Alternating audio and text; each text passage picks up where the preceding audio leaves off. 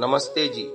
39वीं दृश्य श्रव्य कणिका सत्यार्थ प्रकाश स्वाध्याय एवं प्रवचन माला आप सभी धर्म प्रेमी महानुभावों का हार्दिक स्वागत है। प्रसंग चल रहा है द्वितीय समोल्लास के बाल शिक्षा का। शीर्षक है पिता द्वारा प्रारंभिक शिक्षा।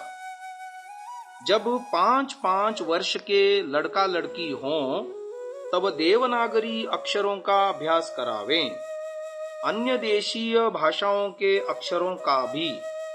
उसके पश्चात जिनसे अच्छी शिक्षा, विद्या, धर्म, परमेश्वर, माता पिता, आचार्य, विद्वान, अतिथि, राजा प्रजा, कुटुंब, बंधु भगिनी, भृत्य आदि से कैसे कैसे वर्तना, इन बातों के मंत्र, श्लोक, सूत्र, गद्य, पद्य भी अर्थ सहित कंठ करावें, जिससे संतान किसी धूर्त के बहकावे में न आवे और जो विद्या धर्म विरुद्ध भ्रांति जाल में गिराने वाले व्यवहार हैं उनका भी उपदेश कर दें, जिससे भूत प्रेत आदि मिथ्या बातों का विश्वास न हो।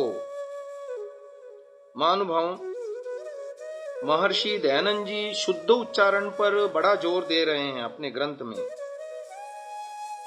प्राचीन काल में यथावत शिक्षा का प्रचलन था, संस्कृत भाषा प्रचलन में थी, किंतु वर्तमान में ऐसा नहीं है। इक्ष्वाकु के समय में लोग अक्षर, स्याही आदि लिखने की रीति को प्रचार में लाए। ऐसा प्रतीत होता है क्योंकि इक्ष्वाकु के समय में वेद को बिल्कुल कंठस्थ करने की रीति कुछ कुछ बंद होने लगी थी। जिस लिपि में वेद लिखे जाते थे उसका नाम देवनागरी ऐसा है। कारण देव अर्थात विद्वान, इनका जो नगर, जैसे विद्वान नागर लोगों ने अक्षर द्वारा अर्थ संकेत उत्पन्न करके ग्रंथ लिखने का प्रचार आरंभ किया।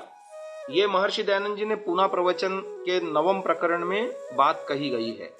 देवनागरी वर्णमाला बड़ी पूर्ण है। प्रत्येक उच्चारण या ध्वनि के लिए उसमें छोटे से छोटे खंड दिए गए हैं, जिनके फिर टुकड़े नहीं हो सकते। स्वर और व्यंजन अलग अलग छांट कर उन्हें बड़ी स्वाभाविक और वैज्ञानिक रीति से वर्गों में बांटा गया है।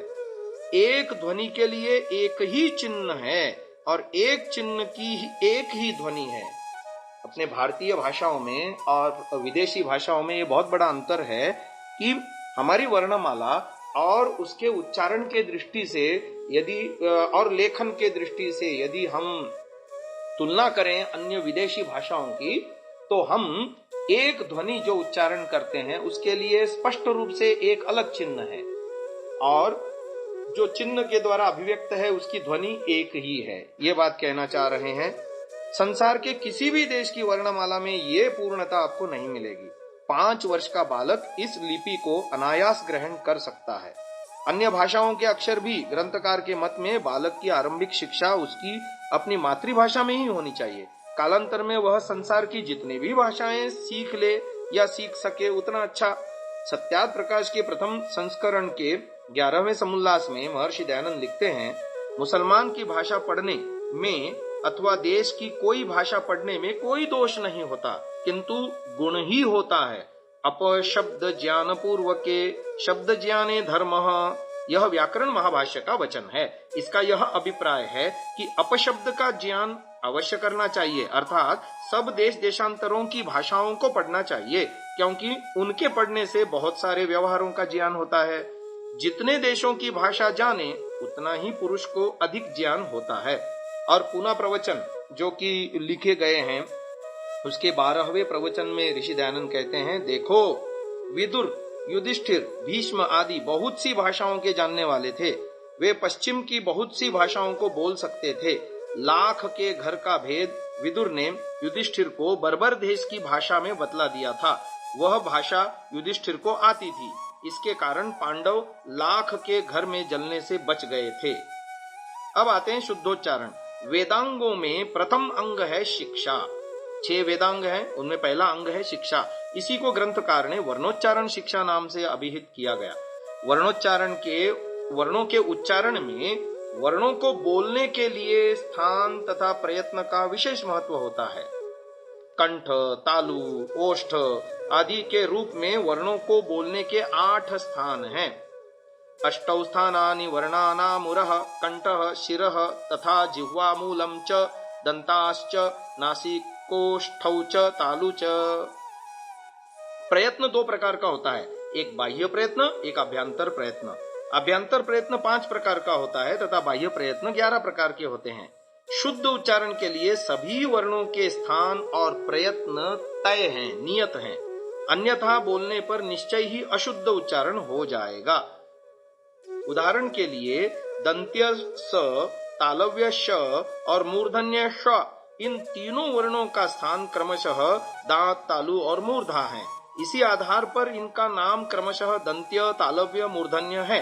इसका ध्यान न रखकर कुछ लोग शेर को शेर कह देते हैं, शांति को शांति कह देते हैं, शास्त्री को शास्त्री कह देते हैं। तो उसका अर्थ एकदम बदल जाएगा। जब आप शास्त्री को शास्त्री कह देंगे तो संस्कृत में होता है सा माने वह, स्त्री माने महिला। तो ऋषि को ऋषि अथवा नाश को नाश बोलने में आता है। और तो प्रादेशिक दृष्टियों से देखा जाए तो बहुत सारी गलतियां उच्चारण के दृष्टि से होती हैं। लोग नमस्कार को नमस्कार भी बोलते देखे गए हैं। सामान्य व्यवहार में प्रचलित ज्ञान को, जो कि ज और चवर्ग का अंतिम 5वां वर्ण य मिल करके जिया बनता है, उसका उच्चारण अलग अलग प्रांतों में अलग अलग किया जाता है। उसको कहीं ज्ञ बोला जाता है, कहीं ज्ञ बोला जाता है, कहीं ज्ञ बोला जाता है। तो इस तरह से हम देखेंगे तो कई सारे उच्चारण अशुद्ध रूप में प्रचलित हैं। ये तो उच्चारण ध्यान से प्रत्येक वर्ण को उसके उच्चारण और प्रयत्न, इन दोनों को ध्यान में रखते हुए करना चाहिए। पुरानी पीढ़ी के लोग, पौराणिक परंपरा के पंडित सहस्र शीर्षा पुरुषः को सहस्र शीर्षा पुरुषः कहते हैं, जो सर्वथा अशुद्ध है। उत्तर प्रदेश निवासी स्कूल को स्कूल कहते हैं और पंजाब हरियाणा के निवासी स्कूल को स्कूल बोलते हैं। उच्चारण दोष के कारण हरियाणा के शिक्षा मंत्री के मुख से भी प्रदेश को परदेश और बिहार के उप शिक्षा मंत्री के मुख से स्पष्ट को अस्पष्ट सुनकर लोग दांतों तले उंगली दबाकर रह गए। प्रधान, धर्म, श्रद्धा, परंतु, प्रचोदयात, परासुव मंत्र को परधान, धर्म, सरधा, परंतु, परचोदयात, प्रासुव, मंतर, ये कहना तो सामान्य बात है। इस प्रकार के अशुद्ध उच्चारण से बचने के लिए वर्णोच्चारण शिक्षा को वेदांगों में सर्वप्रथम स्थान दिया गया है। वस्तुतः वर्णों का शुद्ध उच्चारण व्याकरण जाने बिना संभव नहीं है।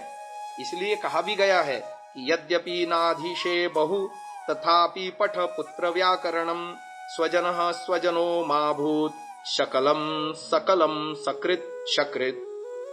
यानी अशुद्ध उच्चारण से निश्रित शब्द को महाभाष्यकार पतंजलि ने दुष्ट शब्द कहा है।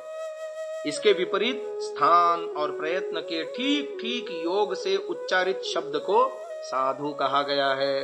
दुष्ट शब्द चाहे उदात्तादि स्वरदोष के कारण हो या चाहे किसी वर्ण के अन्यथा प्रयोग के कारण हो, वक्ता के लिए उपहास और अपमान का ही कारण बनता है।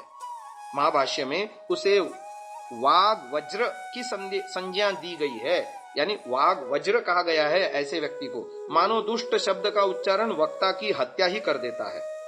स्वजन यानी अपने प्रिय बंधु को श्वजन, श्व कहते हैं कुत्ते को संस्कृत में, यानी कुत्ता कहने वाले की पिटाई हुए बिना न रहेगी। सकल शब्द संपूर्ण का बोधक है, किंतु यदि उसमें दंत्य सकार के स्थान पर तालव्य शकार का उच्चारण किया जाए तो वह खंड का वाचक हो जाता है। ऐसे ही सकृत और इस रूप में दंत्य सकार के उच्चारण से एक बार किया यह अर्थ बनता है, और उसी को तालव्य उच्चारण करने से विष्ठा यानी पॉटी उसका बोध होता है। शब्दों का उच्चारण यथावत करने से ही ठीक ठीक अर्थ का बोध संभव है। इसलिए माता और पिता को चाहिए कि प्रारंभ से ही बालक को शुद्ध उच्चारण की शिक्षा दें। अशुद्ध उच्चारण का अभ्यास हो जाने पर ठीक करना अत्यंत कठिन है।